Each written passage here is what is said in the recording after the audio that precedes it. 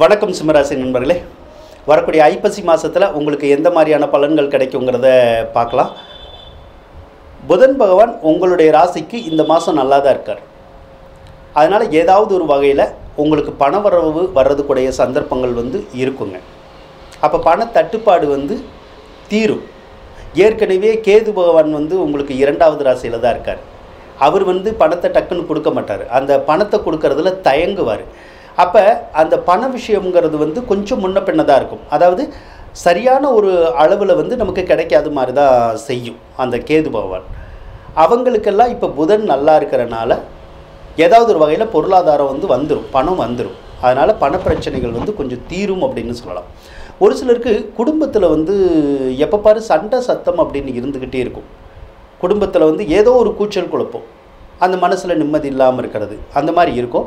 ஒரு சிலருக்கு இடமாற்றங்கள் வரும். இந்த குடும்பத்திலேருந்து வீடு விட்டு வீடு மாறுறோம், ஊர் விட்டு ஊர் மாறுறோம்ல, அதாவது குடும்ப உறுப்பினர்களெல்லாம் ஏதாவது கொஞ்சம் பிரியறோம்ல, அந்த மாதிரியான ஒரு சூழ்நிலை இருக்கும். அதே மாதிரி ஏற்கனவே குடும்ப உறுப்பினர்கள் பிரிஞ்சிருந்தால் அவங்க பூரா ஒன்று சேர்கிற மாதிரியான ஒரு சூழ்நிலைகளும் சிலருக்கு இருக்குங்க. 8வது ராசியில் ராகு இருக்குது. அது மட்டும் இருக்கக்கூடாது. காரணம் சனியினுடைய சம்பந்தத்தில் வேறு இருக்கும். அப்படின்னா ஏதோ ஒரு வகையில் அந்த நோய் தாக்கம் உங்ககிட்ட இருக்கும்.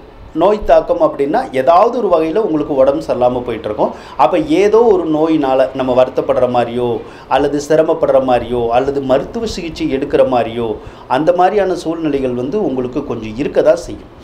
இது எவ்வளோ நாளைக்கு இருக்கும் அப்படின்னா, எப்படியும் இந்த 2024வது வருஷம் முடிஞ்சிடணும். அதுக்கப்புறம் தான் அந்த நோய் தாக்கம் அப்படிங்கிறது விலகும். சிலருக்கு அந்த சனி 7ல் இருப்பார். இது கண்டச்சனிம்போம். கண்டச்சனி என்ன செய்யும்?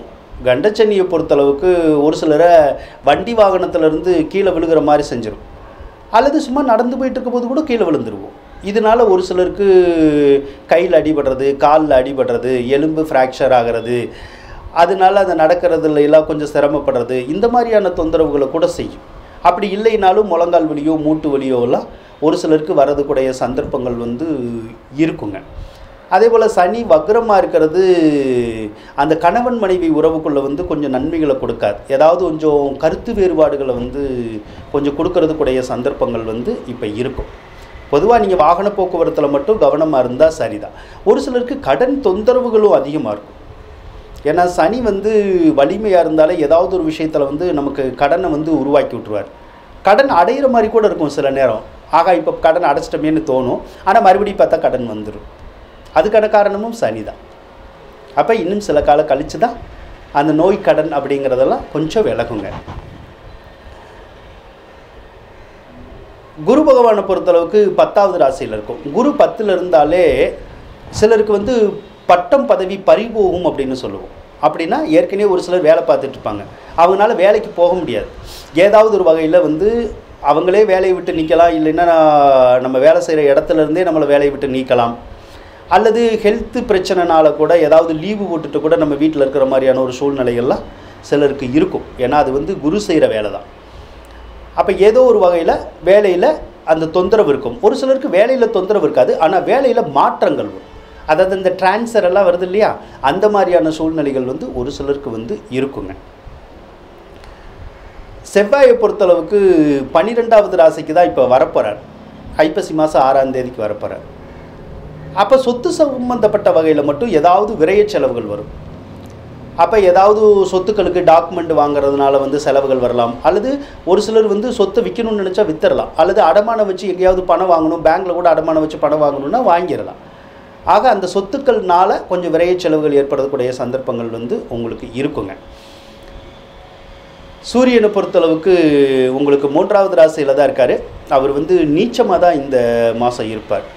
சூரியன் நீச்சம் ஆனாலும் உங்களுடைய ராசியை பொறுத்தளவுக்கு மிகப்பெரிய பாதிப்புகள் வரக்கூடிய சந்தர்ப்பம் இல்லை.